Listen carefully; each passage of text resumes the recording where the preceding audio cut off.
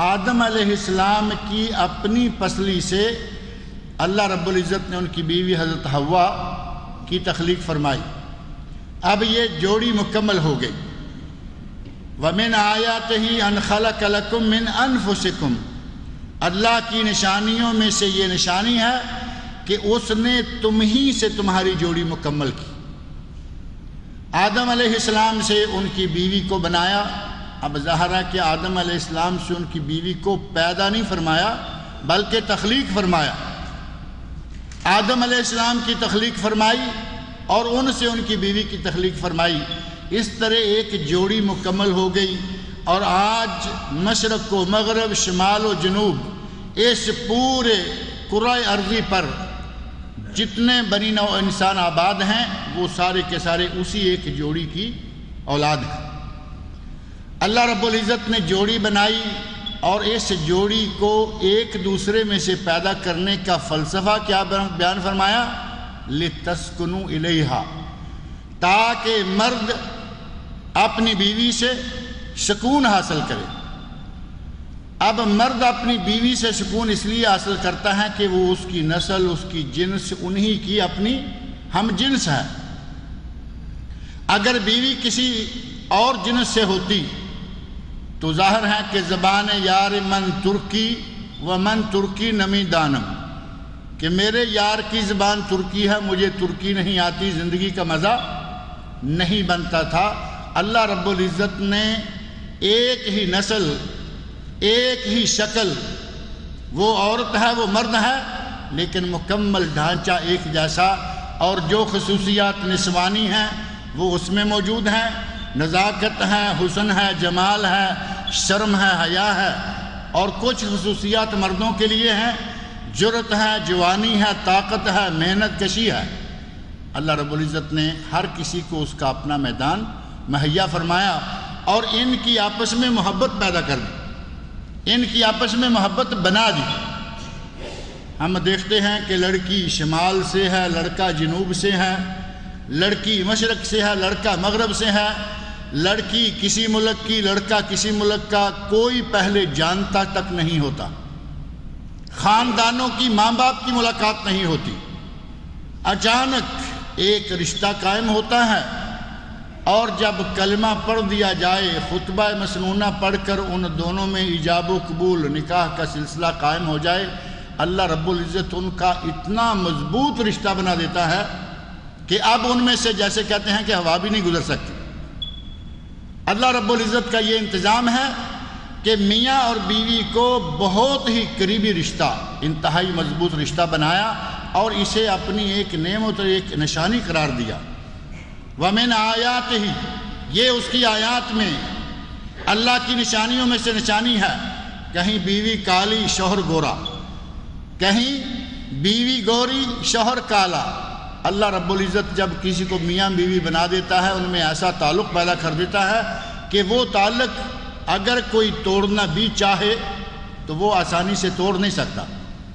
آج کے دور میں تعلق توڑنے کے لیے لوگ اپنے اپنے گھروں میں باقاعدہ توپیں قائم کیے بیٹھے ہیں، لوگ دکانیں کھولے بیٹھے ہیں تعویذ گنڈوں سے، جادو ٹونوں سے، لیکن اللہ رب العزت کے قائم کیے ہوئے رشتے بہت کم ایسا ہے کہ ٹوٹ پائیں، ورنہ تمام تر کوششوں کے باوجود یہ رشتہ قائم رہتا ہے۔ اللہ رب العزت نے میاں کو بیوی کے لیے، بیوی کو میاں کے لیے باہمی سکون کا ذریعہ بنایا، اور دونوں کے حقوق اور دونوں کے فرائض مقرر فرما دیے۔ قرآن کریم میں سورہ بقرہ میں اللہ رب العزت نے ارشاد فرمایا وَلَهُنَّ مِثْلُ الَّذِي عَلَيْهِنَّ بِالْمَعْرُوفِ وَلِلرِّجَالِ عَلَيْهِنَّ دَرَجَةٌ، سورۃ البقرہ کی آیت نمبر 228۔ وَلَهُنَّ، عورتوں کے حقوق ہیں، مِثْلُ الَّذِي عَلَيْهِنَّ، جتنے کہ ان پر واجبات ہیں شوہروں کے۔ مردوں کے حقوق عورتوں کے واجبات، عورتوں کے حقوق مردوں کے واجبات، ایک کے حقوق دوسرے کے واجبات یا فرائض۔ اللہ نے فرمایا کہ ہم نے دونوں کے ایک دوسرے پر حقوق اور واجبات بنائے ہیں، دونوں کے ایک دوسرے پر حق ہیں، اور دونوں کے ایک دوسرے کے لیے کچھ واجبات ہیں۔ وَلِلرِّجَالِ عَلَيْهِنَّ دَرَجَةٌ، اور مردوں کو ایک درجہ فوقیت عطا فرمائی ہے تاکہ انتظام و انصرام قائم رہے گھر کا، مملکت کا۔ پچھلے دنوں یہاں میں ذکر کر رہا تھا کہ اللہ رب العزت نے یہ انتظام ایسا بنایا ہے کہ ملک سربراہ کے بغیر نہیں چلتے، صوبے گورنروں کے بغیر نہیں چلتے، اور ضلع اپنے آفیسران کے بغیر نہیں چلتے، گھر اپنے مالک کے بغیر کیسے چلے؟ ضروری تھا کہ اس معاشرے کی چھوٹی سی اکائی گھر، اس کا بھی ایک سربراہ ہو، اور واقعتاً اللہ رب العزت نے مرد کو گھر کا سربراہ بنایا ہے۔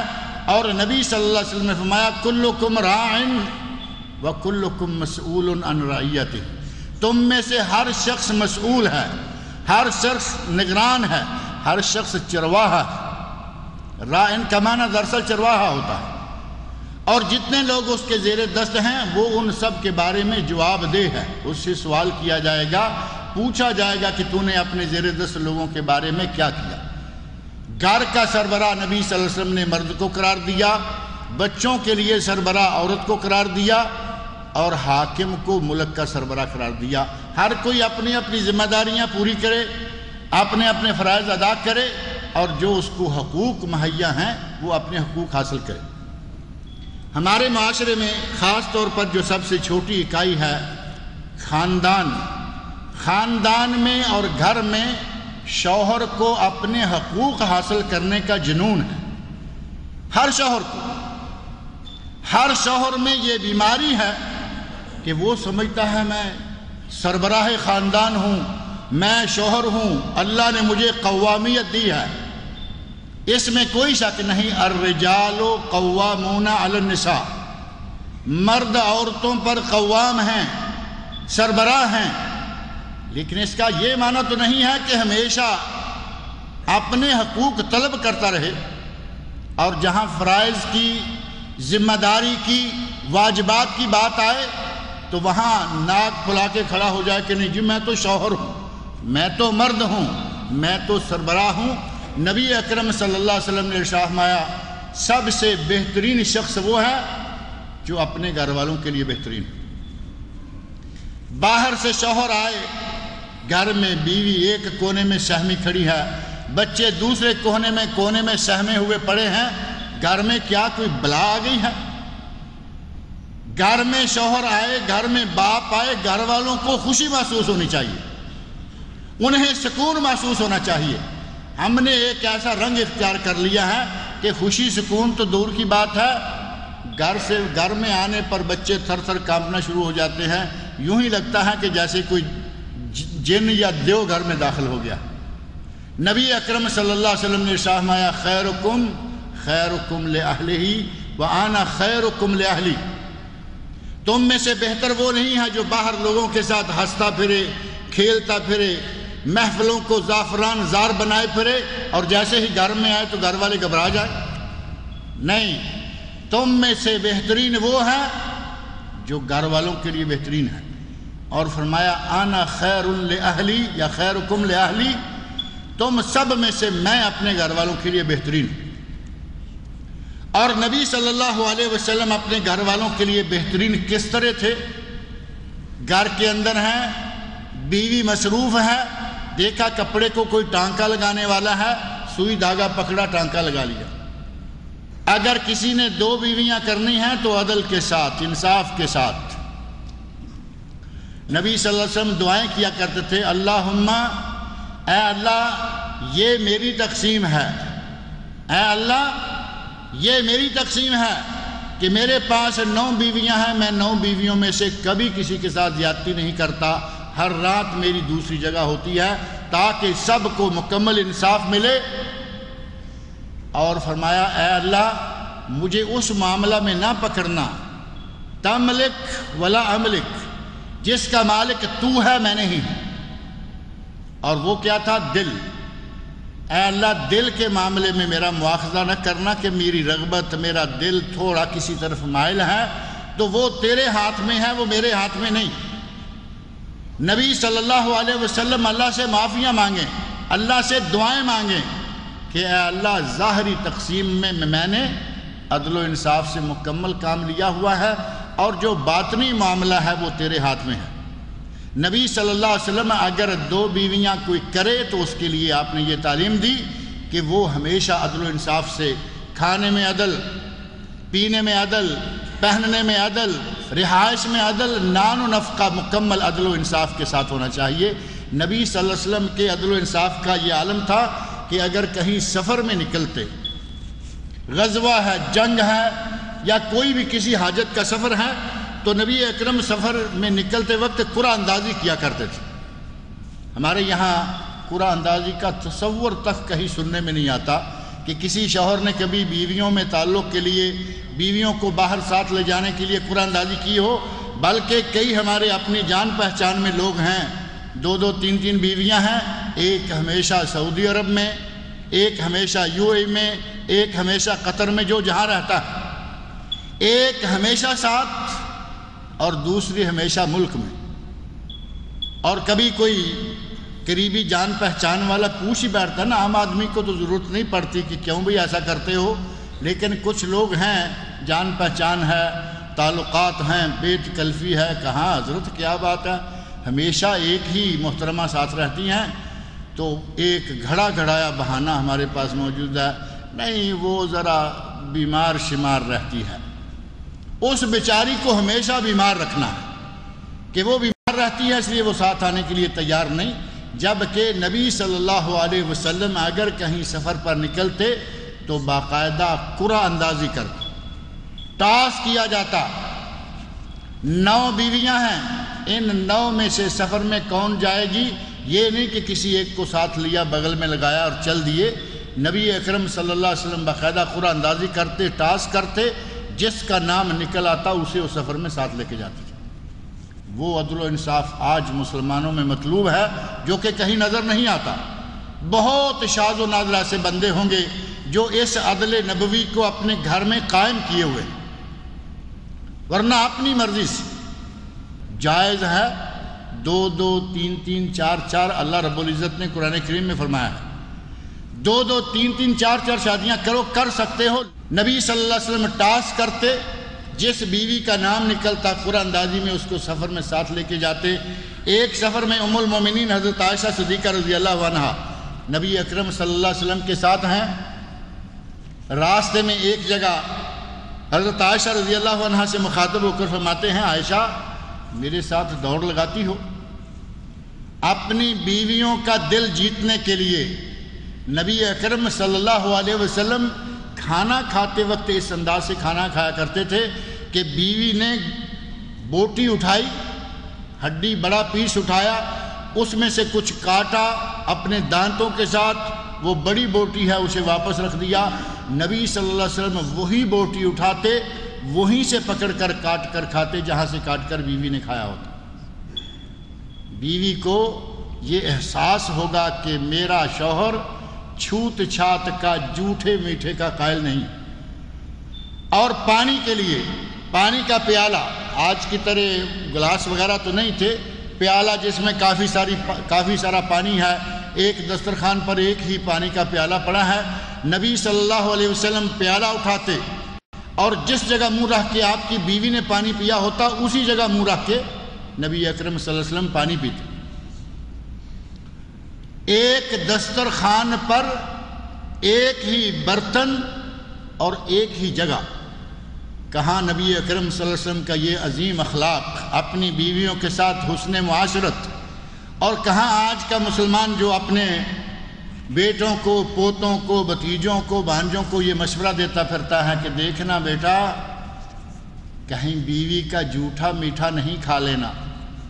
ہمارے یہاں شادی سے پہلے دیہاتی ماحول میں خاص طور پر اپنے بچوں کو، جو بھتیجا ہے، بھانجا ہے، بزرگ یہ نصیحتیں کرتے پھر رہے ہیں کہ دیکھو کہیں بیوی کا جھوٹا نہیں کھا لینا، جھوٹا کھا لیا تو نیچے لگ جاؤ گے، دب جاؤ گے، پتہ نہیں اوپر چھت گر جائے گی یا کیا ہو جائے گا۔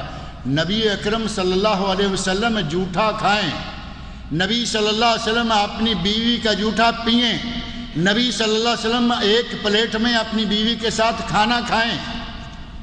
اور ہمارا مسلمان کہے کہ جھوٹا میٹھا نہیں کھانا، کہیں نیچے لگ جاؤ گے، بلکہ کہیں گے کہ رن مرید ہو جاؤ گے۔ اگر یہ جھوٹا کھا گیا تو زن مرید، اور اگر کہیں میاں بیوی بیچارے پیار میں آ کے کہیں ادھر ادھر تھوڑا نظر بچا کے کہا کہ کھانا کھا لیتے ہیں، تو دیکھ لیا کسی بزرگ نے تو کہا بس یہ گیا کام سے، یہ اپنی بیوی کا جھوٹا کھانا شروع ہو گیا، یہ گیا کام سے۔ نبی صلی اللہ علیہ وسلم کیا تعلیمات دے کر گئے، ہمیں 1450 سال گزر جانے کے بعد وہ بات سمجھ میں نہیں آئی۔ نبی صلی اللہ علیہ وسلم کا اپنی بیویوں کے ساتھ اس طرح کا حسن معاشرت تھا، اس طرح کے تعلقات۔ کہتے ہیں عائشہ میرے ساتھ دوڑ لگاتی ہو؟ حضرت عائشہ رضی اللہ عنہا مزاج مصطفیٰ کی انتہائی قریبی رازدان، بیوی سے بڑا رازدان کون ہوگا؟ مزاج مصطفیٰ کو جاننے والی کہتی ہیں لگاتی ہوں۔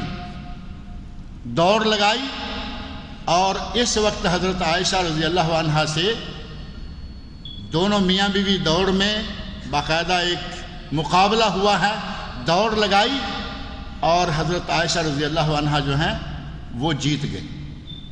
ایک وقت آیا، بات آئی گئی ہو گئی، عرصہ گزر گیا، کوئی موقع پھر بنا، جنگل میں صحرا میں گزر رہے ہیں، نبی اکرم صلی اللہ علیہ وسلم فرماتے ہیں عائشہ دوڑ لگاتی ہو؟ تو وہ چونکہ پہلے اس مقابلے میں آ چکی ہیں، جیت چکی ہیں، کہا لگاتی ہوں۔ دوبارہ میاں بیوی میں دوڑ ہوئی، اور دوڑ میں مقابلے میں کون ہیں؟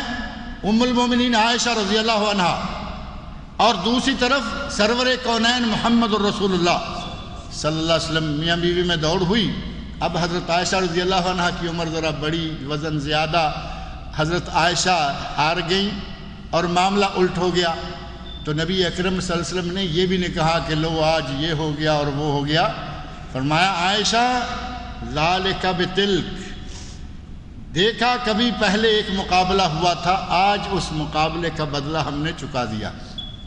پیار سے ہنستے کھیلتے سفر کرتے آ رہے ہیں، اور لشکر آگے جا چکا ہے، میاں بیوی پیچھے دوڑ لگا رہے ہیں۔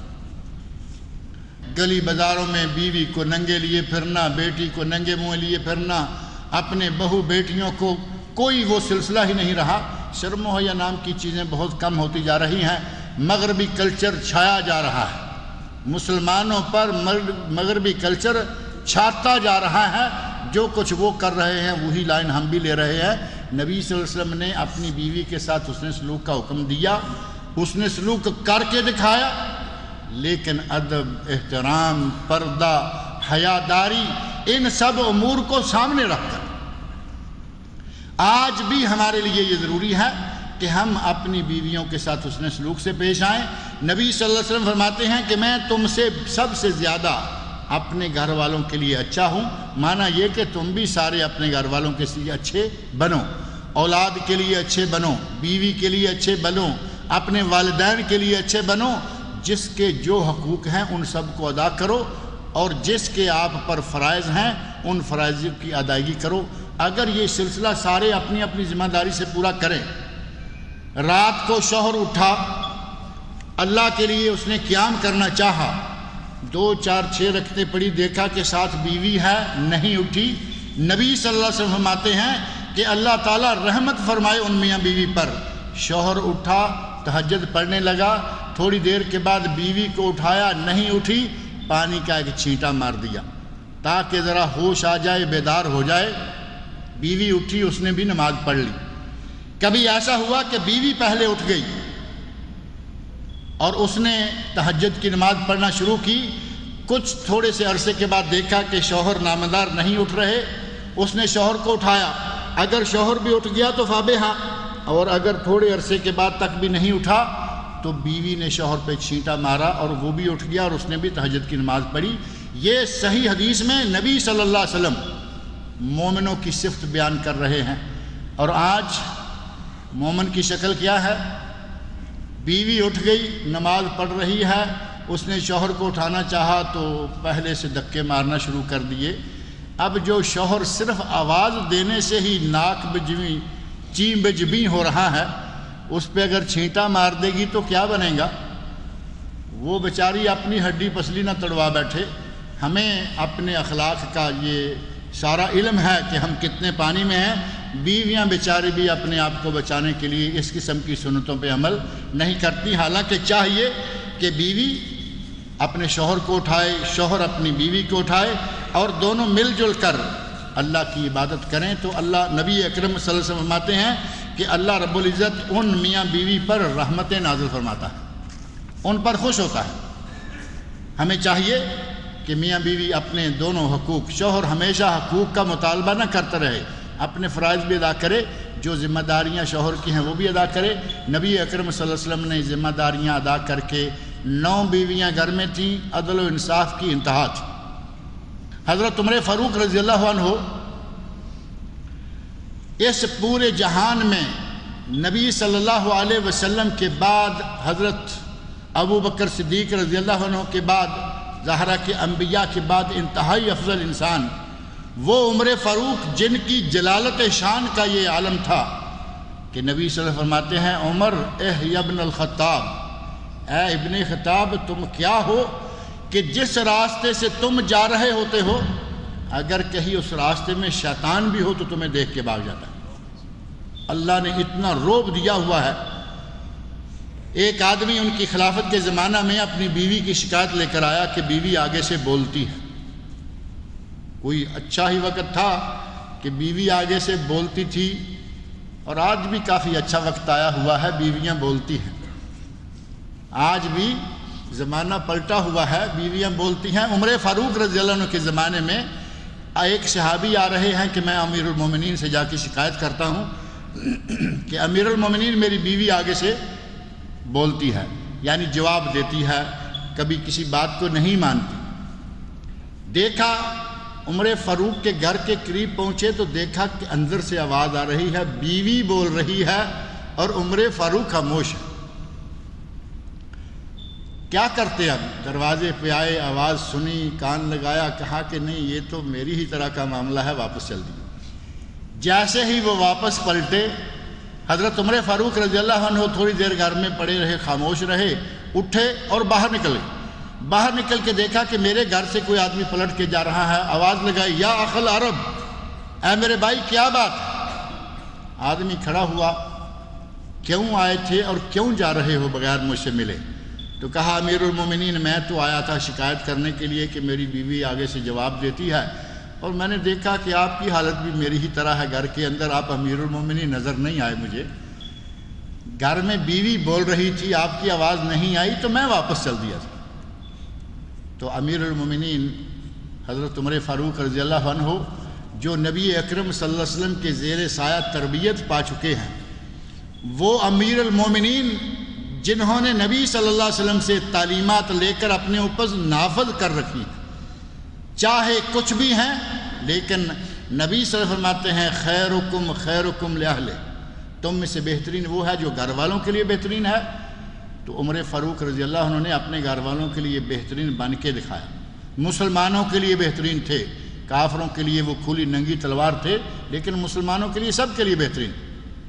فرمایا کہ بھائی یہ میری بچوں کی گورننس ہے، میرے بچوں کی گورننس ہے، دائی ہے، خادم ہے، میری خادم ہے، میری باورچن ہے، میری دھوبن ہے، میرے گھر کی ہاؤس میڈ ہے، اتنے کام وہ گھر کے کرتی ہے، بچوں کو نہلاتی، کپڑے پہناتی، کپڑے دھوتی، کھانا پکاتی، گھر کی صفائی کرتی، اور کبھی وہ تھک جاتی ہے، سٹ پٹا جاتی ہے، کبھی وہ جواب دینے لگتی ہے، ہم خاموش ہو جاتے ہیں۔ کہتے ہیں تم نے دیکھا میں باہر نکل آیا ہوں، میں واپس جاؤں گا گھر میں کچھ بھی نہیں، سارے حالات سازگار ہوں گے۔